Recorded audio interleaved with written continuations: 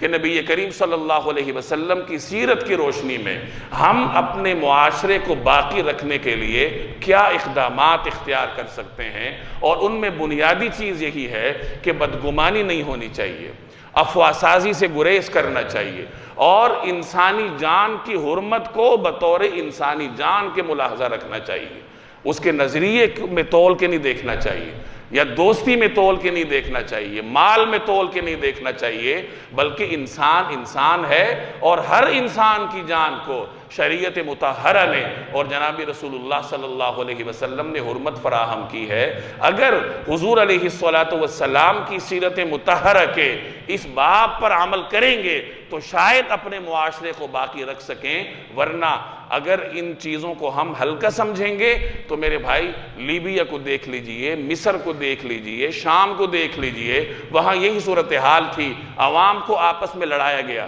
بدگمانی کی وجہ سے، افواہ سازی کی وجہ سے، غلط خبروں کی وجہ سے، عوام اور ادارے مقابلے میں آ گئے، نتیجہ یہ ہوا کہ نہ ان کی حکومتیں رہیں، نہ وہ معاشرے رہے، نہ وہ ممالک رہے۔ تو یہ وہ وقت ہے جو ہمارے اس معاشرے پر بڑا نازک ہے۔ اللہ تبارک و تعالی ہم سب کو ذمہ دار بنائے اور ہمیں عمل کرنے کی توفیق دے۔